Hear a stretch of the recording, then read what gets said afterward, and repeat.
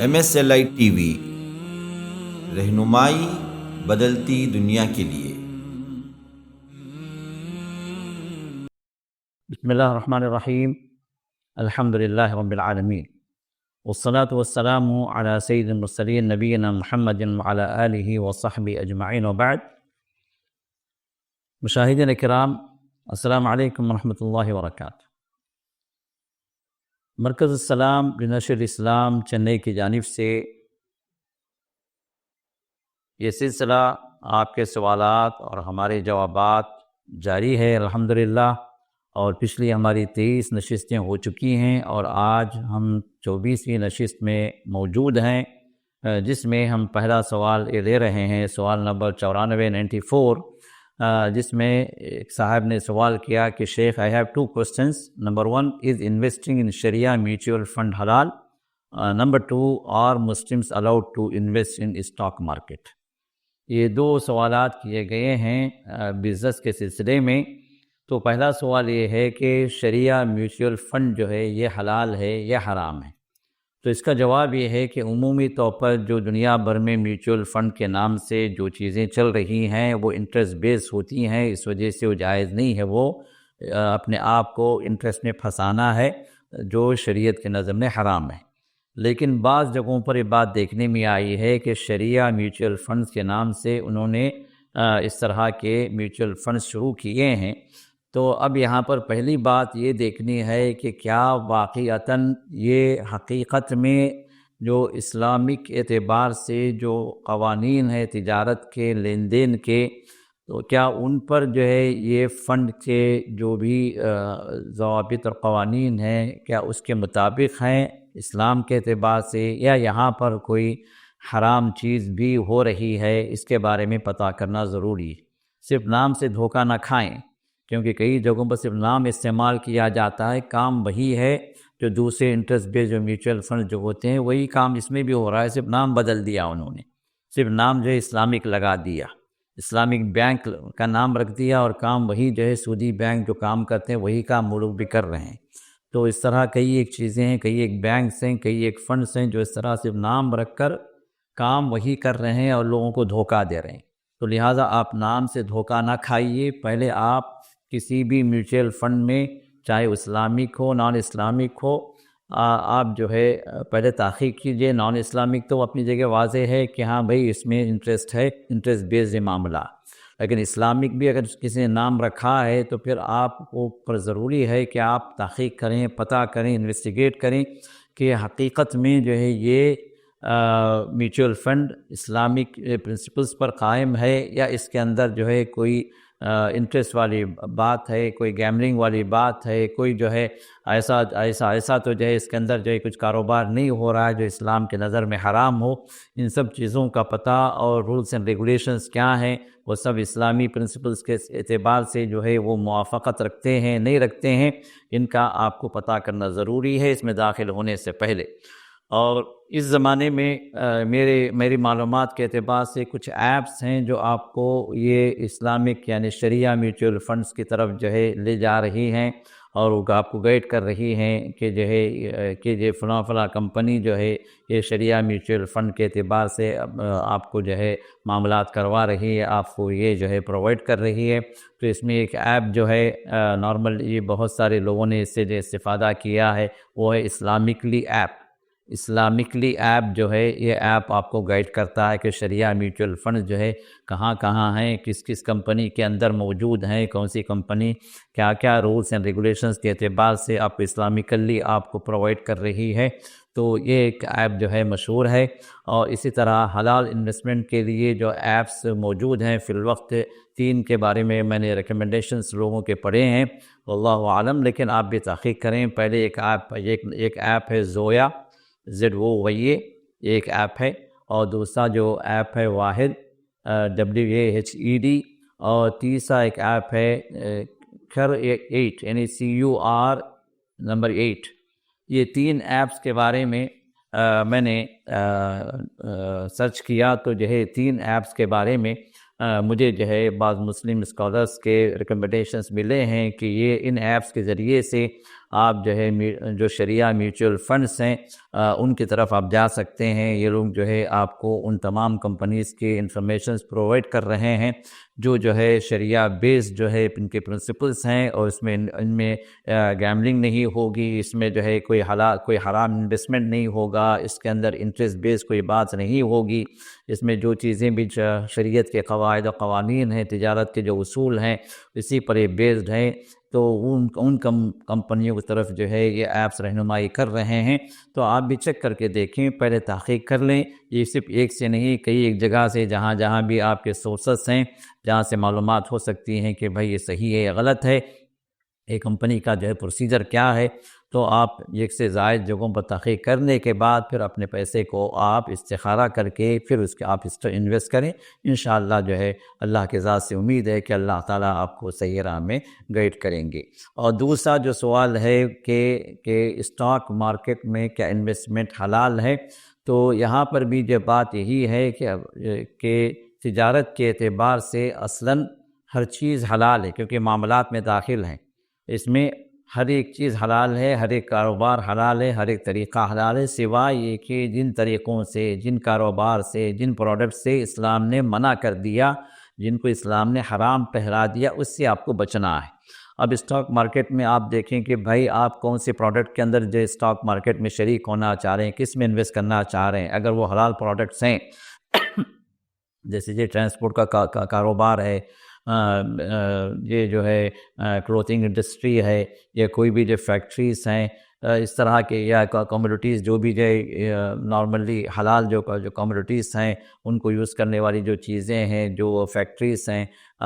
جو شو رومز ہیں, ان میں آپ استعمال کر, اس میں جو اسٹاک مارکیٹ کے اعتبار سے آپ جو شریک ہونا چاہ رہے ہیں, تو حلال جو چیزیں ہیں ان کے اندر آپ شریک ہو سکتے ہیں. شرط یہ ہے کہ وہ کمپنیز جو ہے وہ انٹرسٹ بیس نہ ہو, یا کہ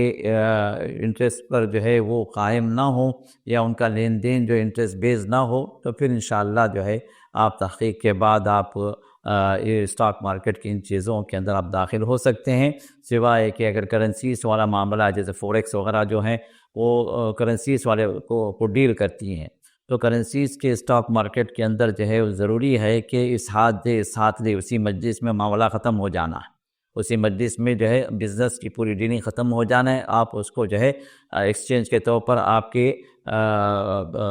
کی ملکیت میں وہ چیز جو آ جانی چاہیے, کیونکہ وہ کرنسیز جو بیس ہوتی ہیں وہ سونے پر بیس ہوتی ہیں, گولڈ پر بیس ہوتی ہیں. تو لہٰذا گولڈ ہو یا سلور ہو, اس کا جو لین دین جو ہونا ہے رسول اللہ صلی اللہ علیہ وسلم کے فرمان کے مطابق ایک ہی مجلس میں ہونا ہے, ایک ہی وقت میں ہونا ہے.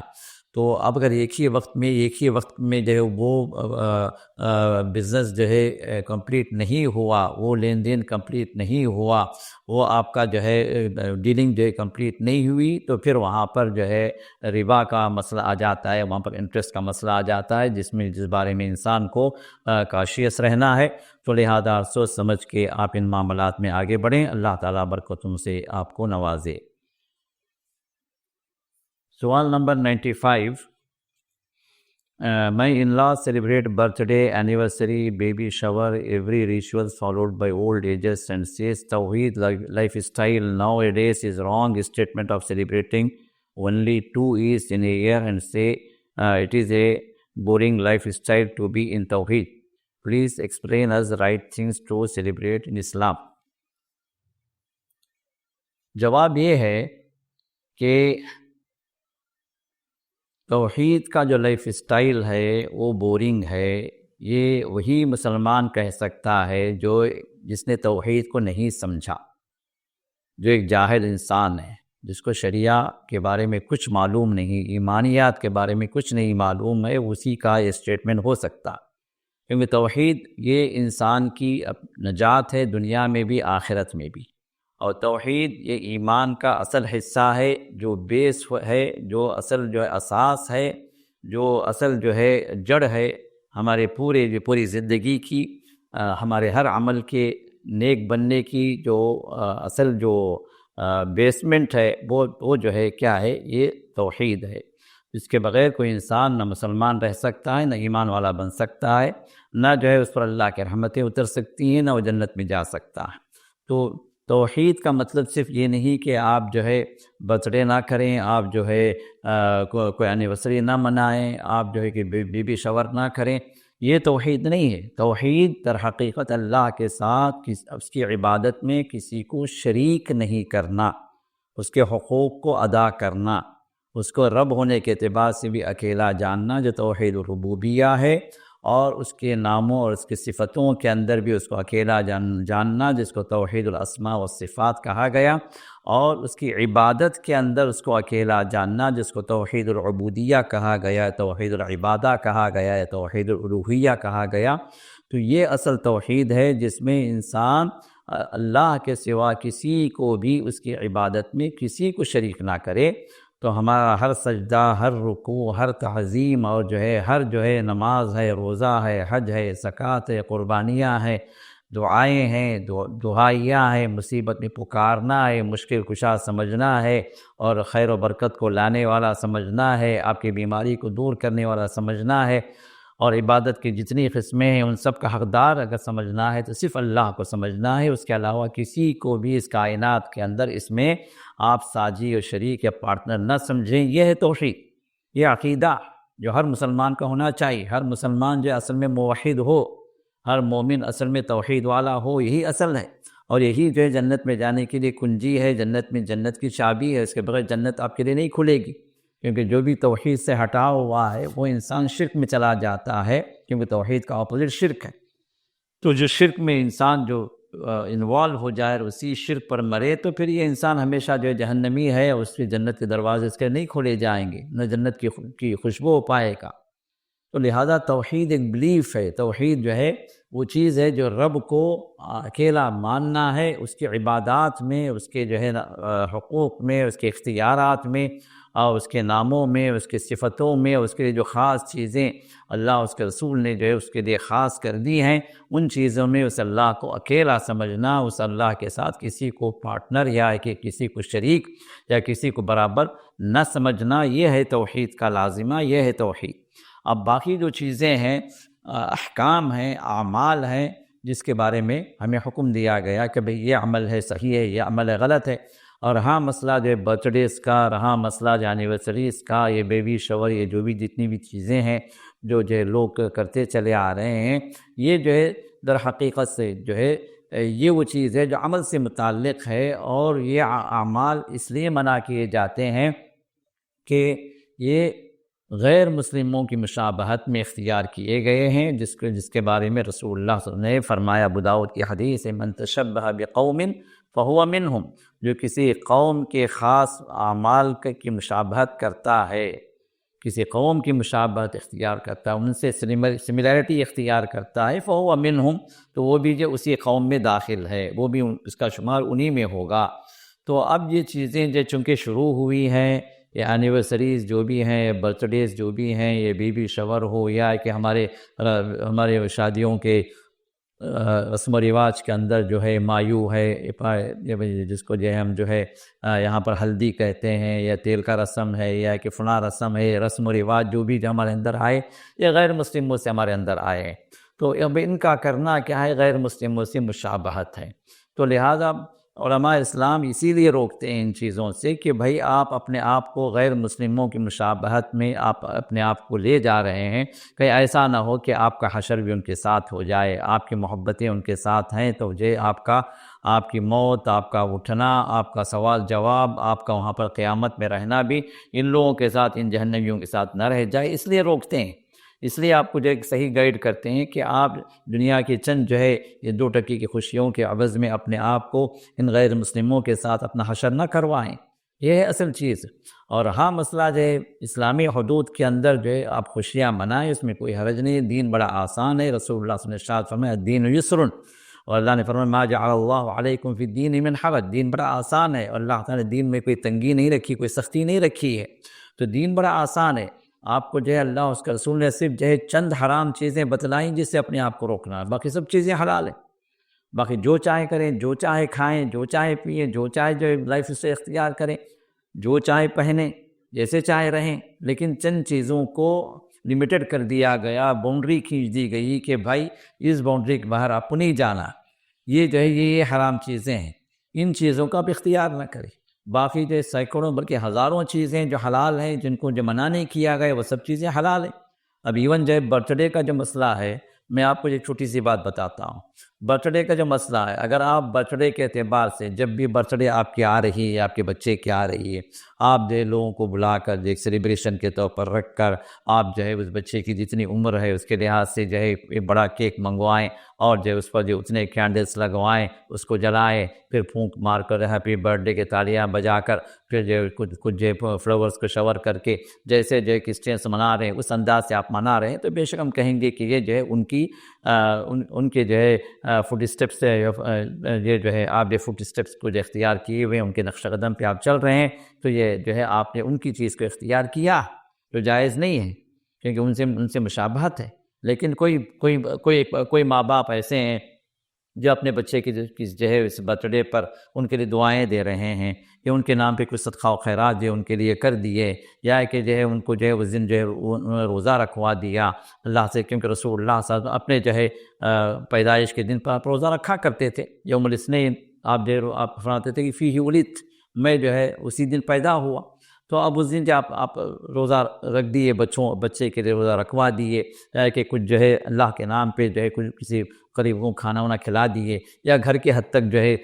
جو قریب رشتہ دار ہیں ان کو بلا کر جو ہے آپ جو ہے اللہ کے خاطر جو ہے رشتہ داری اور محبت کو بڑھانے کے نیت سے آپ نے جو ہے کچھ چھوٹی سی ایک دعوت کروا دی، اس میں کوئی حرج کی بات نہیں ہے انشاءاللہ، کیونکہ یہ معاملات ہیں جو جائز ہیں، معاملات اپنے اعتبار سے اصلاً جائز ہیں۔ حرام کہاں ہوتے ہیں؟ جہاں پر حرام ہونے کی دلیل ملے۔ اب یہاں پر جو ہے ان کی طرح غیر مسلموں کی طرح ہم برتھ ڈے منائیں، غیر مسلموں کی طرح ہم اینیورسریز منائیں، غیر مسلموں کی طرح اپنے جو شادی بیاہ کے اندر رسم و رواج کریں، غیر مسلموں کی طرح مرنے کے بعد بھی رسم و رواج ہمارے گھروں کے اندر موجود ہیں، تو اب یہ چیزیں جو ہے ہمیں لے جاتی ہیں ان غیر مسلموں کے ساتھ حشر ہونے میں، ان غیر مسلموں کے ساتھ ہمارا معاملہ اس کے اندر موجود ہوتا ہے، تو اس وجہ سے وہ جائز نہیں ہے۔ تو اس سے بات یہ واضح ہوتی ہے کہ ہمیں اپنے طور سے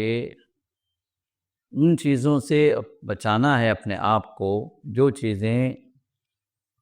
حلال تو ہیں، لیکن غیر مسلموں کی مشابہت میں اگر ہم ان حلال چیزوں کو بھی کرنے لگیں تو حلال چیزیں حرام بن جاتی ہیں، کیونکہ ہم نے پیروی جو اس معاملے میں غیر مسلموں کی ہے۔ تو لہٰذا ایسی چیزوں سے اپنے آپ کو بچائیں اور ان کے روش پر چلنے سے اپنے آپ کو دور کریں۔ جو اسلامک باؤنڈریز ہیں اس میں رہتے ہوئے آپ تمام حلال چیزوں سے انجوائے کر سکتے ہیں، تمام حلال چیزوں کو اختیار کر سکتے ہیں، اپنے طور سے آپ ہر خوشی کا لمحہ آپ گزار سکتے ہیں جب تک کہ وہ حرام میں اپنے آپ کو داخل نہ کر دے۔ تو جتنا کچھ ہو سکے اپنے آپ کو آپ حرام چیزوں سے بچا کر، اور اسی طرح اگر حلال چیزیں بھی ہیں تو غیر مسلموں کے رسم و رواج اور ان کی مشابہت سے اپنے آپ کو بچا کر آپ اپنے لائف سٹائل کو گزاریں، انشاءاللہ اس میں خیر و برکت رہے گی۔ بارک اللہ فیکم۔ سوال نمبر 96 جس میں جو ہمارے انڈیا پاکستان میں جو مشہور جو ہے جو 5 کلمے ہیں، یا بعض جگہ 6 کلمے بھی جو ہے سکھائے جاتے ہیں، اس کے بارے میں سوال کیا گیا ہے۔ Is this authentic? As Ustad comes and teaches this to my son, kindly clarify. تو یہ جو ہے 5 کلمے یا 6 کلمے کے اعتبار سے عام طور پر ہمارے جو امام لوگ ہیں یا کہ مدرسین ہیں جو مکتب پڑھاتے ہیں، جو صبح شام کے قرآن پڑھانے کے جو حلقے ہیں انڈیا پاکستان میں، تو یہاں پر جو ہے کلمے کے نام سے 6 کلمے سکھائے جاتے ہیں، جس میں پہلا کلمہ تو لا الہ الا اللہ محمد رسول اللہ، پھر دوسرا کلمہ جو اشہد ان لا الہ الا اللہ لا شریک وحدہ لا شریک لہ واشہد ان محمد عبدہ ورسولہ، پھر تیسرا کلمہ سبحان اللہ والحمد للہ ولا الہ الا اللہ واللہ اکبر ولا حول ولا قوة الا باللہ العلی العظیم، پھر چوتھا کلمہ لا الہ الا اللہ وحدہ لا شریک لہ لہ الملک ولہ الحمد وهو علی کل شیء قدیر۔ تو اسی طرح 5واں کلمہ، پھر 6ٹھا کلمہ، اس طرح جو 6 کلمے جو بنائے گئے ہیں، اور عام طور پر جو ہے یہ جو سن القرآن ہے یا کہ قاعدہ بغدادیہ ہے، نورانیہ ہے، تو ان قاعدوں کے پیچھے بھی یہ کلمات لکھ دیے جاتے ہیں تاکہ بچے یاد کر لیں۔ تو کیا یہ جو ہے سوال یہ ہے کہ کیا یہ کلمے آتھینٹک ہیں یا نہیں، ہمارے بچوں کو پڑھایا جانا چاہیے، یاد کروانا چاہیے یا نہیں؟ جواب یہ ہے کہ یہ کلمے کے اعتبار سے جو بات بتائی گئی ہے کہ اصل کلمہ تو ہمارے ایک ہی ہے، وہ ہے لا الہ الا اللہ محمد رسول اللہ، یہی اصل کلمہ ہے، اور اسی کی جو ہمیں تعلیم دی گئی ہے، اور اسی کے ذریعے سے ایک انسان مسلمان ہوتا ہے، اور جو ہے اسی کے ذریعے سے یہ توحید کا کلمہ اللہ کے رسول کی رسالت کا کلمہ ہے، جس کا مطلب یہ ہے کہ اللہ کے سوا کوئی عبادت کے لائق نہیں، اور محمد صلی اللہ علیہ وسلم اللہ کے رسول ہیں۔ یہی اصل کلمہ ہے جس کی تعلیم رسول اللہ صلی اللہ علیہ وسلم نے ہمیں دی ہے۔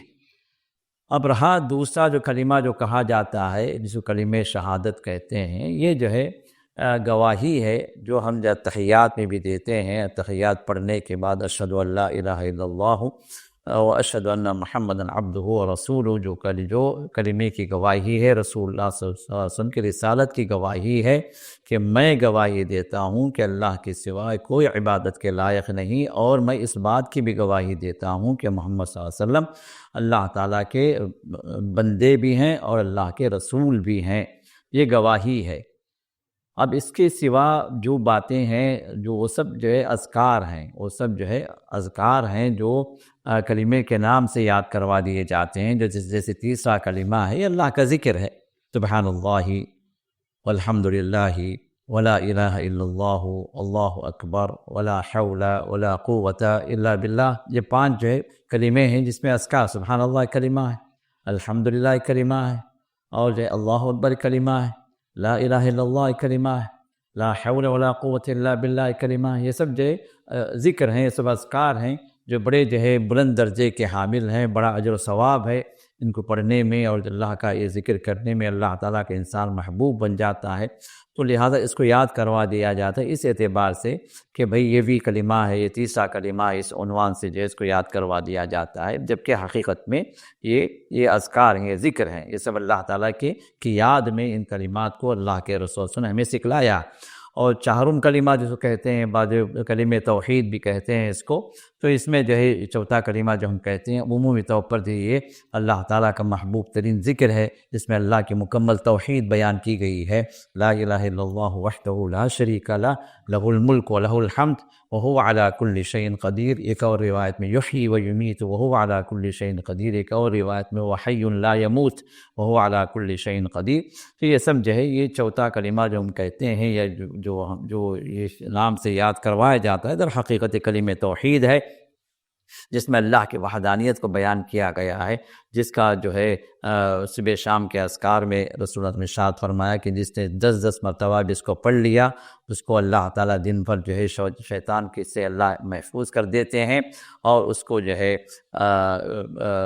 یہ غلام آزاد کرنے کی 4 غلام آزاد کرنے کا اللہ تعالیٰ اجر بھی عطا فرماتے ہیں۔ اور جو 100 مرتبہ پڑھ لے اس کے لیے بہت ساری فضیلتیں بیان کی گئیں، جس میں جو ہے 10 غلام کو آزاد کرنے کا ثواب ہے، اور 100 نیکیاں اس کی لکھی جاتی ہیں، 100 گناہ مٹا دیے جاتے ہیں، 100 درجات بلند کر دیے جاتے ہیں، اور دن بھر اللہ تعالیٰ جو ہے اس کو شیطان کے ہر شر سے محفوظ کر دیتے ہیں۔ اور یہ بھی بتایا گیا کہ اس سے بڑھ کر کوئی عمل نہیں ہے، سوائے کہ کوئی بندہ 100 سے زیادہ پڑھے، اس سے زیادہ پڑھے تو اس کا عمل اس سے بڑھ کر ہے، ورنہ اس سے بڑھ کر کسی کا عمل نہیں ہے۔ تو یہ جو فضیلت ہے اس جو ہے کلمہ توحید کی، جو ہے اللہ تعالیٰ کا محبوب ترین جو ہے کلمہ ہے کلمہ توحید۔ اور 5واں کلمہ جو ہے استغفار والا کلمہ ہے، اور جو رد کفر والا جو ہے جو ذکر ہے وہ بھی، لیکن وہ احادیث سے ثابت نہیں ہے، وہ ریڈی میڈ ہے، میڈ ان انڈیا پاکستان والا مسئلہ ہے۔ تو اب یہ جو چیزیں میں نے بتلائی ہیں، در حقیقت ان کو کلمے کا نام دیا گیا ہے، پہلا، دوسرا، تیسرا، چوتھا، 5واں جو ہے چھٹا، تو یہ جو ہے نام دے دیا گیا کلمے کا، ورنہ کلمہ تو حقیقت میں ایک ہی ہے، اور دوسرا جو ہے شہادت ہے، اور تیسرا جو ہے وہ اللہ تعالیٰ کی بزرگی، اللہ تعالیٰ کے جو ہے تسبیح و تمجید کے کلمات ہیں، اور چوتھا جو ہے توحید کا بیان کرنے والا جو ہے یہ جو ہے ذکر ہے، اور جو چوتھا اور 5واں استغفار والا معاملہ ہے۔ تو لہٰذا ان کو کلمے کہنا یہ تو جو ہے اپنی جگہ صحیح نہیں ہے، لیکن اذکار کے اعتبار سے بچوں کو سکھایا جائے، خاص طور پر پہلا، دوسرا، تیسرا اور چوتھا، یہ جو احادیث سے ثابت ہیں، یہ جو ہے کلمات اور یہ اذکار تو لہٰذا ان کو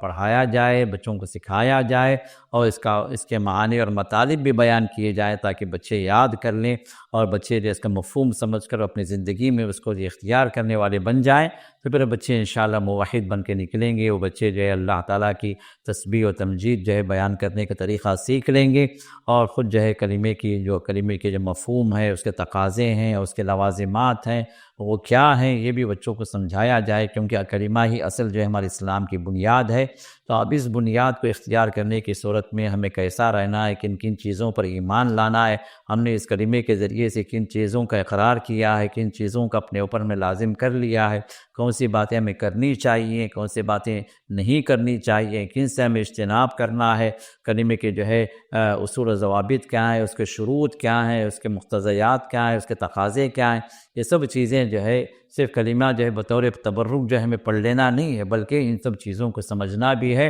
سمجھانا بھی ہے اور بچوں کو ہمیں تعلیم بھی دینا ہے۔ اور ایسے اساتذہ کے پاس آپ اپنے بچوں کو لے جائیں یا کہ ایسے اساتذہ کو جو ہے آپ اپنے بچوں کے لیے پرووائڈ کریں جو ان چیزوں کو، ان اساسیات کو، ان بنیادوں کو ان بچوں کو سمجھا سکیں، ان کی تعلیم دے سکیں۔ تو لہٰذا یہ اہم ترین چیزیں ہیں جو در حقیقت جو ہے احادیث سے ثابت ہیں، جس کو سیکھنا چاہیے۔ یہ اور بات ہے کلمے کے نام سے جو ان کو رکھ دیا گیا ہے، جبکہ یہ اصل اعتبار سے کلمے نہیں ہے، بلکہ پہلا اور دوسرے کے اعتبار سے اگر دیکھا جائے تو وہ کلمے کے الفاظ ہیں، ورنہ جو تیسرا اور چوتھا اور یہ سب چیزیں جو ہے یہ اذکار میں داخل ہیں، تو جن کو سیکھنا اور یاد کرنا یہ بھی جو ہے ایک ضروری چیز ہے۔ واللہ اعلم۔ سبحانک اللہم بحمدک، نشہد ان لا الہ الا انت، نستغفرک ونتوب الیک۔